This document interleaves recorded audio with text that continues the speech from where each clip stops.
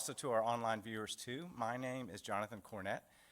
Pastor Sean asked me to give my life story, so that's what I'm going to attempt to do and make it interesting, to kind of share with you my journey through life and how God has provided and helped us out. But I'd like to start out with a prayer, if you'll just please bow with me.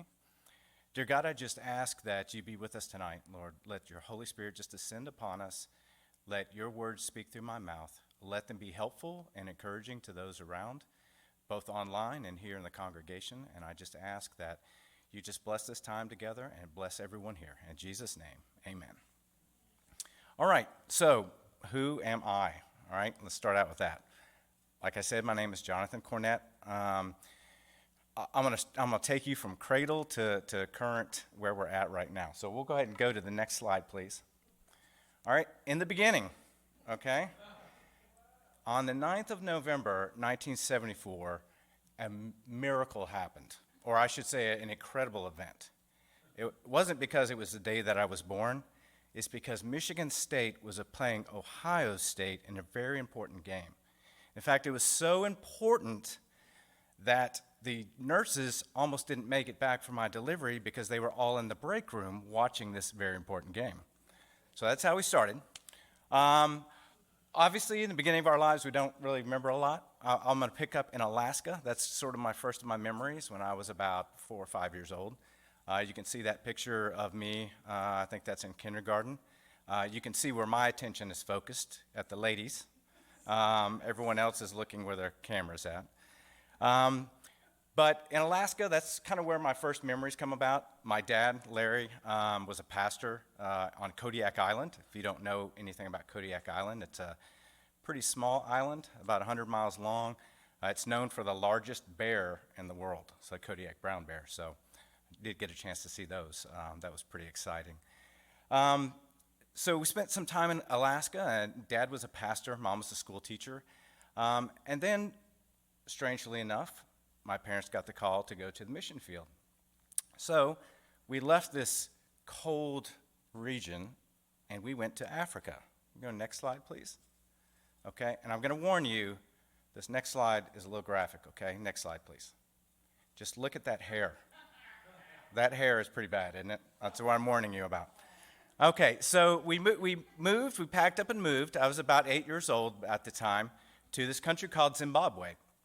Now, Zimbabwe at the time had only had its independence for 3 years. So a lot of things were changing in the country at that point in time. For me as a kid, it was fantastic because being a young kid in Africa and having the world to explore was just amazing. And I have kind of like my tagline there, you know, there's a world of adventure out there. God's world is amazing. I had a chance to go do so many things and witness so many different things and learn about different cultures at such a young age. And I think that's what really stuck with me throughout my life, and it's just really given me a passion for international communities and other cultures and living other places and kind of set me on the right path. It's also the first place I've ever had a gun pointed in my face. It was a little tumultuous at the time we were there. The new prime minister, who later became the dictator of Zimbabwe, had his soldiers running around. We ran through a lot of armed checkpoints, had to deal with some lockdowns of the city. So as a kid, you know, I thought it was great. I thought it was pretty neat, but I'm sure my parents didn't feel the same way. So we're going to fast forward a little bit. Next slide, please. So after we left Africa, we came to Tennessee. We came to Tennessee for a break. We were supposed to go back to Africa. I was getting ready to start middle school. And life changed pretty drastically for me during that time. We lived in East Nashville in the late 80s, early 90s. And those of you who know what that area was like back then, it's nothing like it is now. It wasn't nice back then. But we lived in a pretty sketchy side of town. A lot of drug dealing, a lot of crime, murders. I mean, you name it. We heard sirens. We had police on our street all the time. So growing up, that was a big shift for me, where I left this protected area where I really felt like, you know, everything was good. And I learned that the world is not always a safe place. So during that time, I had a few incidents as a kid, a couple of kids in the neighborhood tried to jump me. I had a knife pulled on me, which really kind of affected me at a young age with fear. I was just overcome and gripped by this fear. And I promised myself, I said, I will never, ever feel this fear again. Now, I'm going to come back to that in a little bit, okay?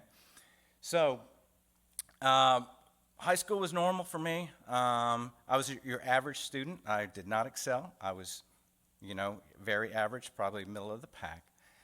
Didn't know what I was going to do with my life. So my friends were going to college, so I said, well, I guess I'll go because I don't know what else to do, and Mom and Dad are going to kick me out, so I better find somewhere to live. So I went to Tennessee Tech, changed my major 5 times while I was there because I couldn't make any decisions. Finally left there with a degree in psychology, which has served me well since then. About that time, about the year after my freshman year, my parents were called back to Africa. This time they went to Kenya. And it was kind of a different time for me. I didn't know what I was doing. I was still pretty young. I felt like I was independent and knew it all.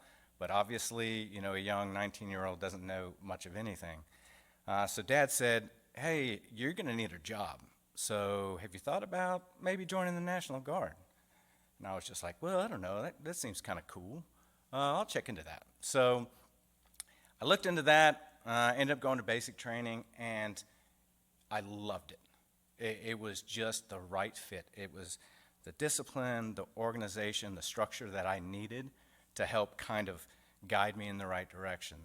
And that really kind of set my path forward of what I wanted to do. It was at that point that I was really said to myself, I want to be in the Army because I believe in this mission. I believe it's the right thing to do. Now, during this time in college, I was a little troubled.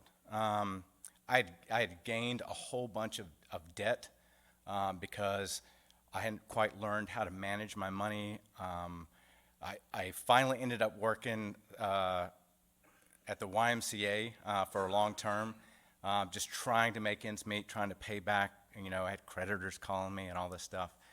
But it was tough getting through the last few years of college. Basically, everyone's got their horror stories, but I would get up at 5:30. I would open up.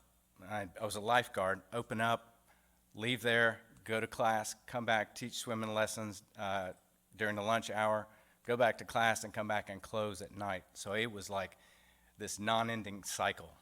But the whole theme that I want to bring forth tonight is God's providence, how God provides in all situations. And during this time where I didn't have a lot of money, I didn't have support because my parents were overseas.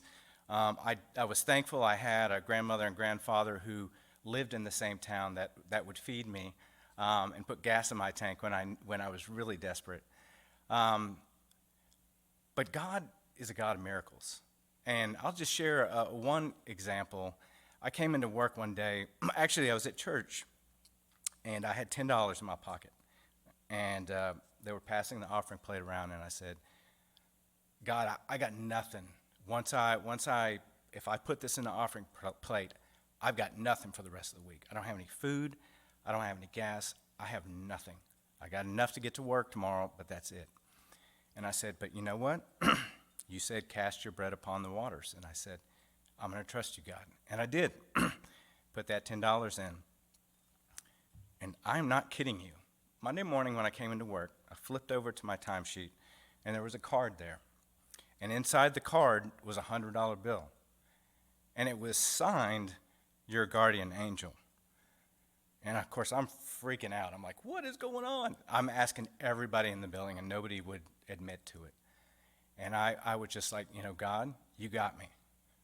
You're going to take care of me no matter what happens, no matter what circumstance that I'm in. And so that kind of set me on a path of just really trying to trust God. Now, I can't say I completely did it, but it was the start and the beginning. Let's go to the next slide, please. Oh, I'm sorry. Let me go back one part.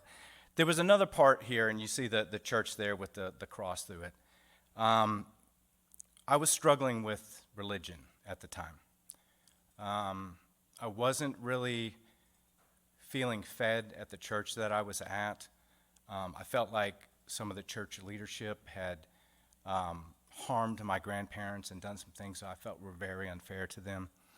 And like Pastor Sean's mentioned, probably everyone in this room at some time has experienced some church hurt. And I felt very jaded about the whole situation. I said, I'm not going to go to church. I'll read my Bible, I'll do whatever, but I am not going to go to church anymore. I'm done. And I had a very loving grandfather who was a Nazarene pastor who said, okay, let's go check out some churches. And we tried everything. And I'm so grateful for that. Because, when you search for the truth, you'll find it. And I struggled with it for a long time, but I came back because, folks, we need a community. We need each other. You can't fight it alone. Go to the next slide now. All right, so after college, I commissioned in the Army as an officer, as a second lieutenant. And I said, hey, send me where the action is. Like, wherever that's at, the closest thing to combat situations, send it to me. This is pre-9/11, so the hottest place was South Korea, right there on the North Korean border. So that's where I headed. I was in tanks. I was a tank platoon leader there.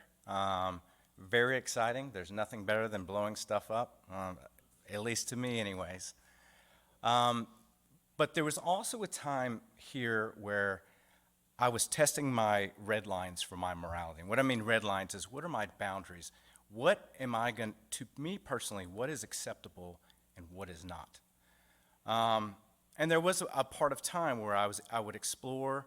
I would kind of go to these clubs downtown and, drink and do all these other things and then see other people doing things. And that's kind of where I started to say, okay, there's a part of a lifestyle that I do not want to be a part of, because I know that if I am, that is going to be self-destructive for me.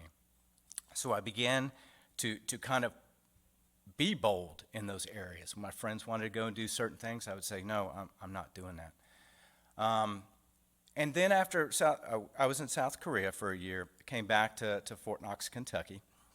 I was stationed there in a training brigade, training young soldiers in basic training. And it was there that I kind of found some life balance. It wasn't all about me. It was about, hey, there's something else here. Instilled in me at an early age was, we need to be helping people. We need to be looking out for other people, not just serving ourselves. And so I was able to have that life balance. Now, also, right after that job, God is amazing, because He moved me from the job I was in at that time to a position of higher responsibility. I don't even know how that happened, but He made it happen. And then He moved me to an even higher level of responsibility, where I was working as what they call an aide-de-camp for a general officer. So basically what that means is you're his slave, basically.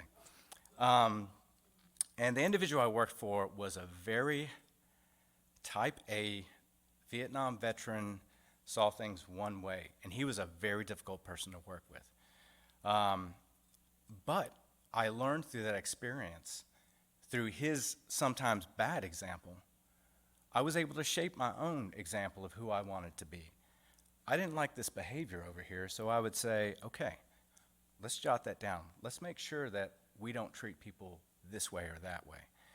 And I say that because a lot of times we may be in that situation where we're at work, or maybe it's a group of friends or somewhere else where you're just like, this seems so oppressive. Like, what good is coming out of this? God can make good things come out of miserable circumstances. And He definitely did so in this endeavor. All right, next slide, please. All right. Queen Elizabeth, my wonderful wife. So after I came back from Korea and came to Fort Knox, Kentucky, I'd met Beth my 5th year at college. And I'll be quite honest, she can tell you the story later. When I first met her, I thought she was pretty annoying. And she was hard to deal with. But things change. You know, people mature. I don't know if it was her or me. And so we got married, which was fantastic. She was also commissioned in the Army as a field artillery officer. For the first few years of marriage, it was a little bit tough for us because the Army would send me to one side of the country for training, send her somewhere else. So we almost, for the first 2 years, had this long-distance relationship.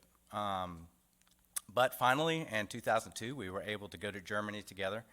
I went to Heidelberg, Germany, a magical place, one of my most favorite places on earth. But it was during this time where I learned what it was like to feel accepted and loved for who you are. And I'm not saying that my parents never did that, but from somebody else, somebody who's your partner in life, to accept you regardless of all your faults. And I've got a lot, and she's still dealing with them. But, you know, there is no doubt that she was the one. There was no doubt that she's the love of my life. She keeps me grounded. You know, she's the one who puts me back together. So she's a big part of my story.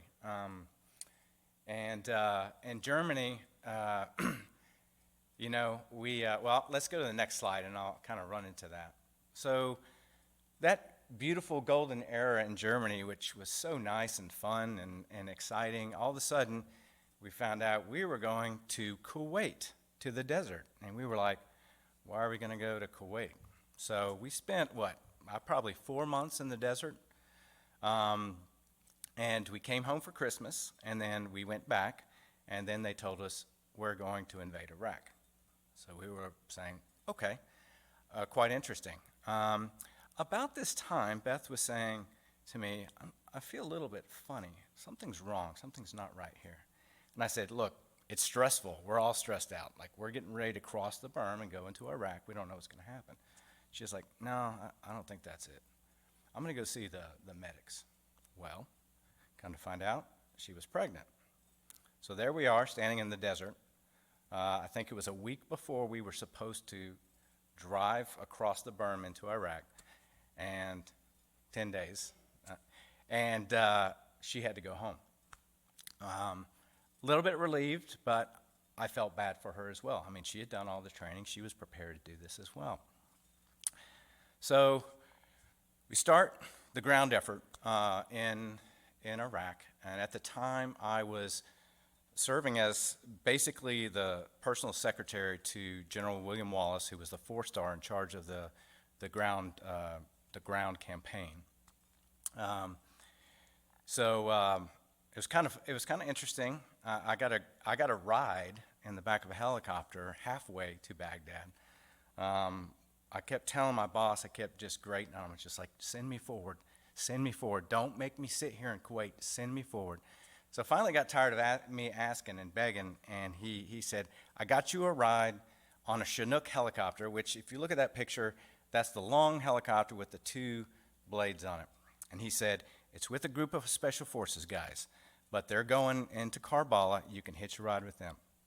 So I go in there, and they have this Humvee in the back, which is one of those really big Jeeps, in the back of this helicopter. And I said, there was just enough room that the driver couldn't get out of the vehicle. There's not enough room. And I said, where am I going to go? And they're like, oh, we're going to strap you to the back deck. So they lowered the ramp and tied me into the ramp. And I basically sat there with my legs hanging out, which was the most awesome ride you can imagine, because we drove up the road and you could see the line of troops from 3rd Infantry Division driving up, and it was incredible. So we landed in this area called Karbala, And we lived in this little area in some tents. And it was incredible because, one night I walked out late at night and I looked up and I just saw stars everywhere. And I said, this is what Abraham basically saw. I mean, this is the land of Ur. This is the area where Abraham traveled. When he looked up and said, and God said, I will give you descendants as many as the stars.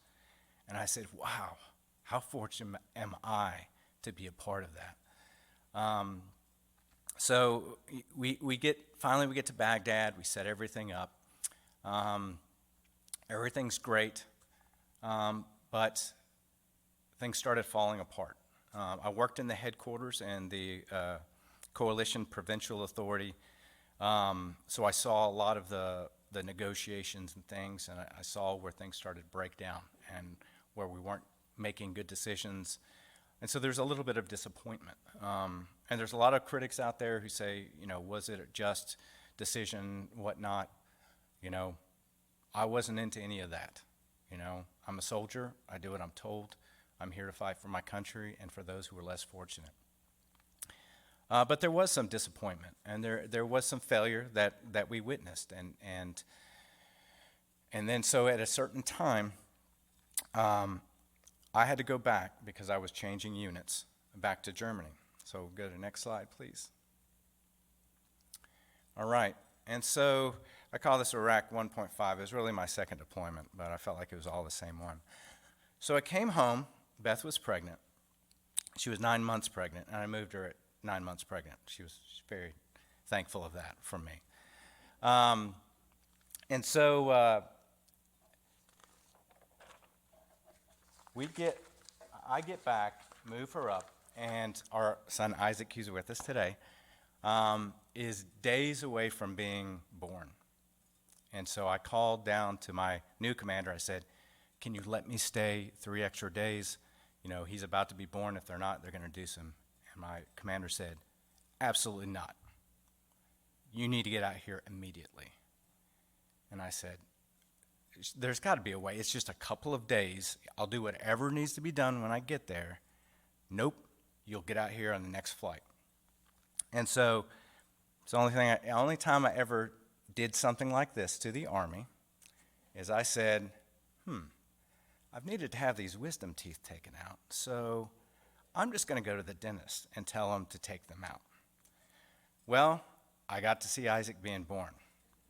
But when I arrived in Iraq, I was the most scorned and despised person I felt in the country. Nobody would even look at me.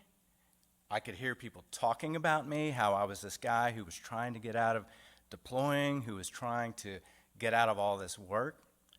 And it was bad. I mean, it took a long time. But God was gracious to me. And over time, I was able to build trust. They put me in charge. It's called a battle captain. So basically, I was directing troops all across Baghdad when events would occur. And then one day out of the blue, my boss comes to me and says, you're the right person to go. I need you to go back to Germany. I need you to take over the brigade, and I'm a captain. A brigade is usually run by a colonel, but during wartime, a major usually takes care of it. And he said, I need you to go back and take over. And I was just like, I'm only a captain. He said, you're the right person. I'm sending you back. Go do this. And I was like, wow, God, you're letting me go back to Germany where my wife and child are? I'm like, this is awesome. And so, go back to Germany. And we had a great couple of months. And then the Army, for a long time, had been trying to deploy Beth to Iraq. So now that I got home, they said, your turn, you're going. So Beth had to deploy to Iraq. And I'm left with 6-month-old Isaac as a brand new dad going, I have no idea what I'm doing. Thank goodness we had a wonderful neighbor who lived next door who helped me out quite a bit. But I look at that time, I could look at that time and say, wow, that was so unfair. I can't believe they did that. But I had such a wonderful experience as a single dad for a little while. I got to see what it was like to be the mom to, and gave me a great understanding of what was going on. And so I kept seeing God's hand in everything. It doesn't mean that everything was great all the time, but it was there. And sometimes I didn't see it till later on. So let's go ahead to the next slide. So after our first deployment to Iraq, we came back to Germany, and we basically trained for an entire year to go right back to Iraq. This time, it was much, much different and much harder. When we were in Kuwait, we were part of the strategic reserve, which meant they were going to deploy us whenever they had a crisis that needed somebody to go in and provide assistance. And I was meeting some buddies. We had a little coffee shop on the base we were at, and I'll never forget it. I went in, got my drink, and just opened up the paper. And before this, let me caveat this, and I'm going to have you look at that individual in the very top with his arms out standing in that square hole. That square hole is actually where they found Saddam hiding.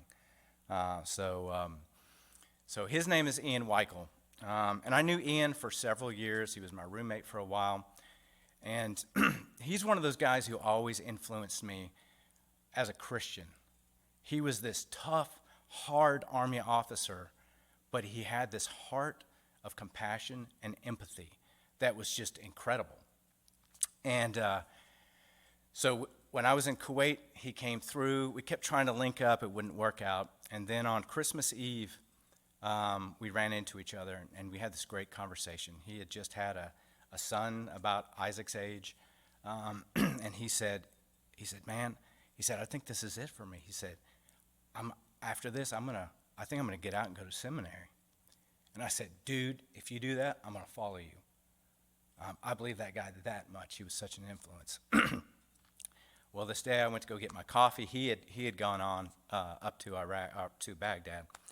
I opened up the paper and I saw his name in there, that he had been killed.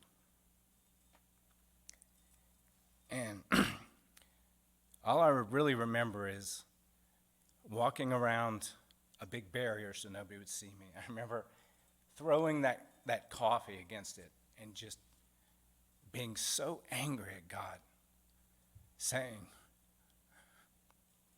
why him? He was a good man. He had a young child. He was an inspiration. And I went on for a while, just really going at it with God. And one of the 2 times I felt like almost an audible voice said, and I said, God, why did you take him? And he said, because he was ready. And in that moment I said, I don't like that answer, but I'll accept it. And what that did for me was it made me look at life through different eyes. It made me want to be a better person because of the inspiration he had on me. And a few months later, we deployed to a really, really bad area of Iraq. We were losing people a few each week. I mean, it was traumatic. It was this place called Ramadi. It's up the road from Fallujah, and during this time, it was really bad. I lost one of my soldiers during this time. We lost a platoon leader. We lost a lieutenant. And it was just a very dark time. And after that happened, after I lost that soldier he was killed in an IED attack, you come to a point where you say, I just have to expect that I'm going to die. because that's the only way I can deal with this. I have to be okay with that if I don't go home. And it took a while, but I had to come to terms with that. And I even wrote that letter, that dreaded letter to your wife, just in case something happens. And then I said, God, you've got to protect my guys. You have to protect them. I had 328 soldiers that were underneath my command. And I would carry around in my pocket, in my cargo pocket, a list of their names. And I prayed by name for each of them every night for their protection or for anything else that I knew that they were dealing with. And so I just kept doing that. I'm just like, God, you've got to protect them. You've got to protect them. You've got to change the way this war is going right now in this area. Thank you so much. And one night, I just felt like God said, okay, that's enough. I got it. And I was like, oh no, Lord, you don't understand. I'm going to keep praying for them. He's like, no, I got it.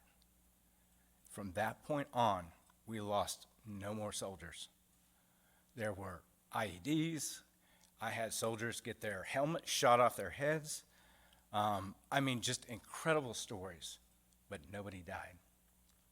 And there was one event even where I happened to be walking into our headquarters where our radio operators were, and I heard one of my soldiers on the radio whose convoy had just hit a massive IED, and the Humvee had flipped and landed on another soldier's legs, and he was pinned and could not get out. And so I grabbed the radio, and I tried to calm down the situation, and while praying at the same time, we've got to get this guy out. The Humvee was on fire. There were landmines all around. It was just a really bad situation. But they got him out. They got him into surgery, and he lived. And he's doing very well today. And I'm not saying that it was my prayers that did that, but there's other people out there who are praying. And I believe in the power of prayer. And one of the things that I did before we went into this area was it's kind of, nobody said anything, but it's kind of one of those things it's kind of a no-no. But I pulled all 328 soldiers over, and I read them the 91st Psalm. And I prayed for them before we went forward. And then I had a soldier 15 years later come back to me and say, I was terrified, but after you read that to me, I knew I was going to be okay.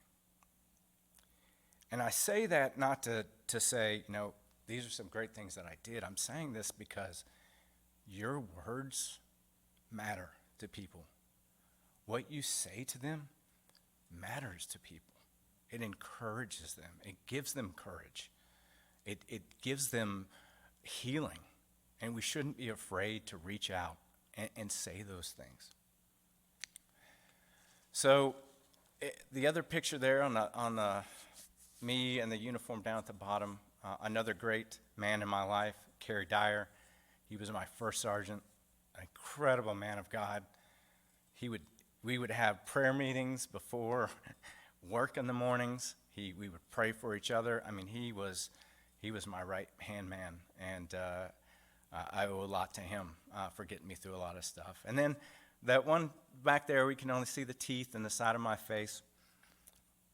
When we came back from Iraq, Isaac was 2.5, and I was so excited to see them. And he's wearing the shirt that says, I'm the big brother, and Beth is wearing the shirt that says, Prego. And I'm excited, and I'm hugging, and there's this reporter that's walking around taking our picture. I'm like, what's going on? Like, why is this guy following me? That's weird. And then all of a sudden, my brain engages, and I see Beth's shirt, Prego. I see Isaac's shirt, I'm the big brother, and said, are you pregnant? So that actually got printed in the Stars and Stripes. Dumb captain, doesn't realize. I did come home, yes. I did come home that period of time in between. And so that was another blessing. And I'm trying to choke up again. My son Ian is named after my buddy Ian that I lost that year.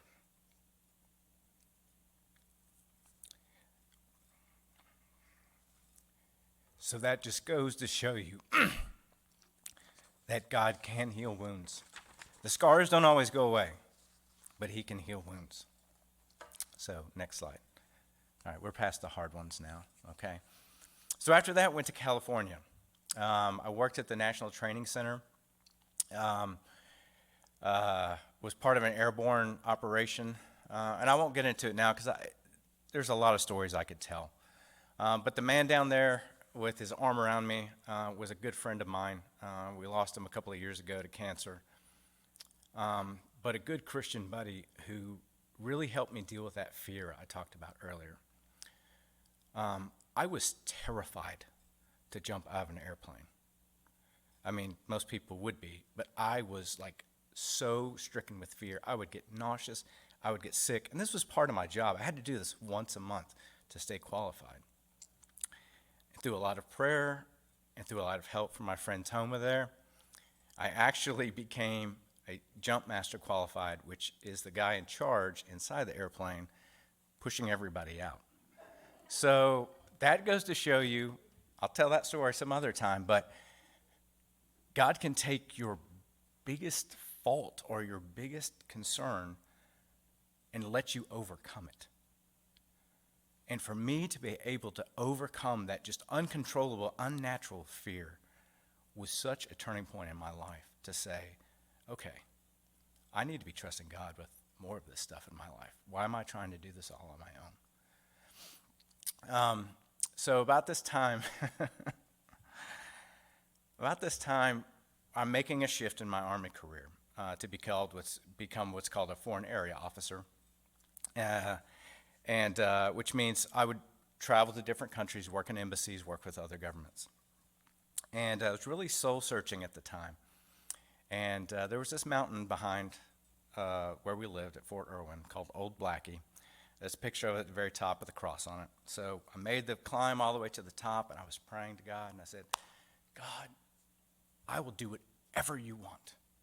I will go wherever you want me to go. I will go to the deepest, darkest places of Africa if you want me to go there. But don't send me to India, because I don't feel like that's a culture I can deal with, okay?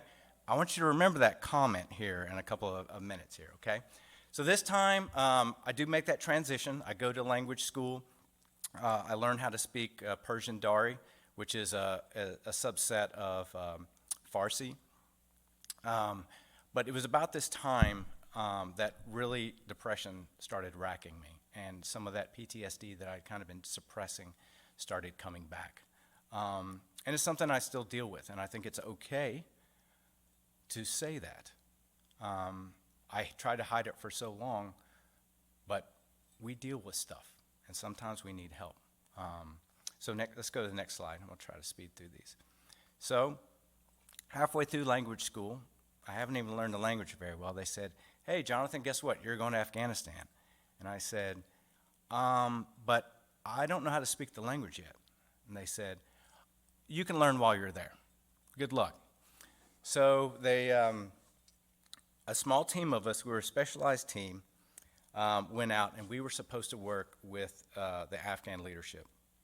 So traveled to Kandahar in southern Afghanistan and was down there for a while, and helping to train an Afghan corps as they were fighting in Kandahar. And I've always said this statement, and it came true for me, is never know when God can change your life with a phone call. Sitting in Kandahar, and I had received this phone call from this Navy captain that I had met and talked to for maybe 20 minutes. He said, hey, Jonathan, I want you to come to Kabul, the capital. We're standing up this new organization that's going to be working in the Afghan presidential palace, working with the Afghan government officials, and I want you to be a part of it. And I'm like, what? Like, what are you talking about? So I went there, and it was an incredible experience. We worked with about 20 government officials from the Ministry of Interior, Ministry of Finance, Ministry of Defense, their Secret Service equivalent, their National Security Council, and none of them spoke English. So I would have to actually use my language. But during that time, I made some really good friendships with the Afghans. They are a wonderful, loving people. And I'm telling you, those people, I would trust my life to. I really would. I wouldn't say that about some of the other countries I've been to, but I definitely would say it to them. So I had this incredible experience, and it was almost a healing experience for me from my last deployment to Iraq, where it was just so visceral and so difficult. So I did that year, and then I came back. Next slide. And this is where everything fell apart for me. So I came back to Washington, D.C., and I worked for the Defense Intelligence Agency. And because I was no longer out front, which has always been where I wanted to be, I was sitting behind a desk, in a safe behind a desk, reading reports, and it broke me. It completely shattered me. I went into a massive spiral of depression. My medication wasn't even working for me. It was just, I even just look at those 3 years almost as a blur in my life, because it's not that good things didn't happen during that time, they did, but it was just so difficult for me because I didn't know where I fit anymore. I've always seen myself as this soldier, and now I don't fit anymore. What's happening to me? And I remember sitting across the table from my pastor one day, and I just said, I give up. I give up. I don't know what to do. I don't know if I can trust God anymore. Can't trust myself anymore. I don't know what to do. But we serve an amazing God, and that was the turning point, which flipped everything. And I was able to look at life in a different way. And through some good friends and through some good church people to help bring me back in and speak truth into my life, I was able to come out of that. And my last day, God's amazing. My last day at the Pentagon, I walked out and I said, I didn't let this place destroy me. I overcame it. And I can walk out of here knowing that I gave my best. And I'm not kidding you. There was a rainbow in the sky when I walked out of that building. So that just goes to show you there are signs out there. So go next slide. So remember how I said I never wanted to go to India? How I told God I'd go anywhere else? Well, I received a call saying, hey, Jonathan, your next assignment is New Delhi, India. And I was like, I don't speak Hindi. I don't speak Bengali. I don't speak any of those languages. And they're like, they speak enough English, you'll be fine. I'm like, okay. So pack up the family and off we go to India. And Beth is not going to like this, but I'm going to say it anyways. So we get there. The India you see on TV is not necessarily the India that you experience in person. And I'm going to not say India, I'm going to say New Delhi specifically. It is a massive city, and there are people everywhere. So if you want to find a place to get alone, you're going to lock yourself in your house, then you'll get cabin fever, and then you'll go out and want to go back to your house again. So it messes with your mind. But we got there, and I'll never forget the first morning we woke up, Beth was like, what kind of place did you bring me to? And to be quite honest, for the first year and a half, it was a massive struggle. Because you see so much poverty, you see so much hurt, you see so much brokenness, you see all of that so much that it is almost so overwhelming. For me, I just shut it down. I became so jaded. A beggar would come up and I wouldn't even have a second thought about him. Because in New Delhi, life is hard. So people are trying to get ahead, because if they don't get ahead, nobody's going to give it to them. So there's this attitude of sometimes of, I got to get mine, because if I don't, somebody else is going to take it from me. And so that really, really worked on me. And Beth and I, when we first went to India, we said, we're going to go to India. We're going to be, like secret missionaries. We're going to do all this great stuff. But going to India was nothing about witnessing to other people.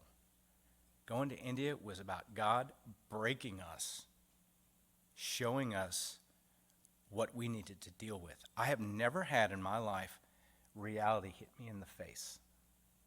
I never thought that I was a bigot. India showed me that I was. I always felt like I was compassionate. India showed me that I wasn't that compassionate. And all of these things just kind of rose up in me. And God was like, okay, now what are you going to do with it? And so that became a process where Beth and I both, we grew and we grew and we grew. And we came, New Delhi's still a difficult place, but we learned to love the people that were there. We learned to not be jaded anymore. And I'm running out of time. The young lady there and her mom, I'll tell the story some other time if you want to hear it, but a young widow who was married to an army soldier who committed suicide. She was living in New Delhi. I went into this backwater streets to go find her, and tried to get her help.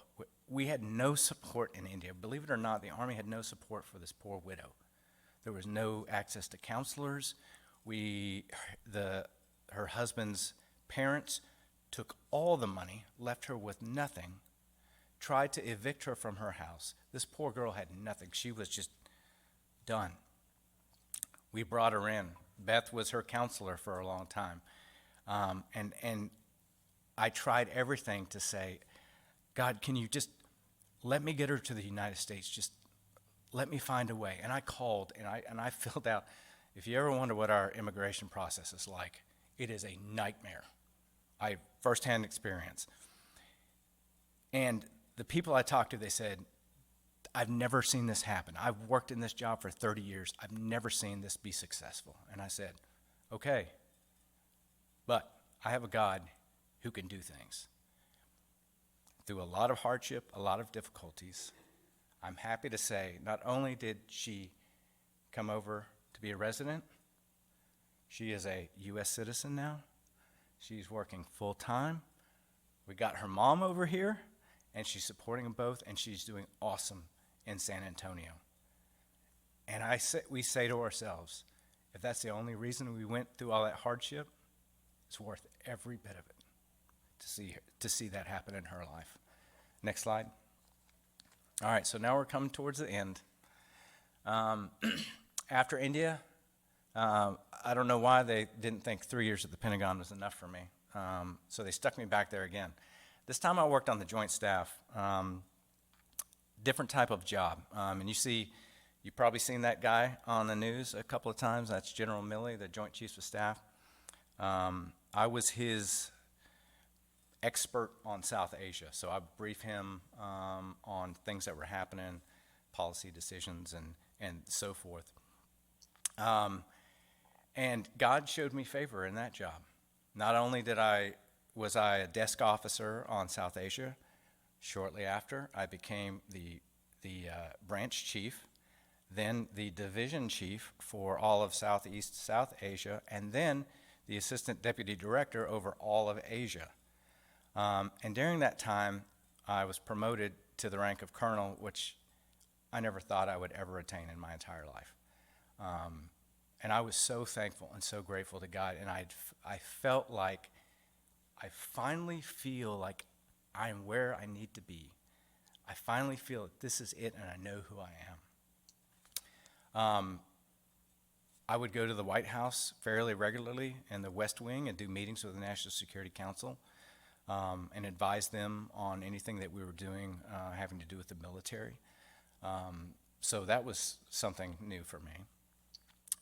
But I learned a lot sitting in those meetings and seeing interactions of people, which I can talk about another time. But I had the chance to bring a Christian perspective to the table, and to raise a voice when something was unjust or unfair, or if they were trying to punish a country for something that really shouldn't be done.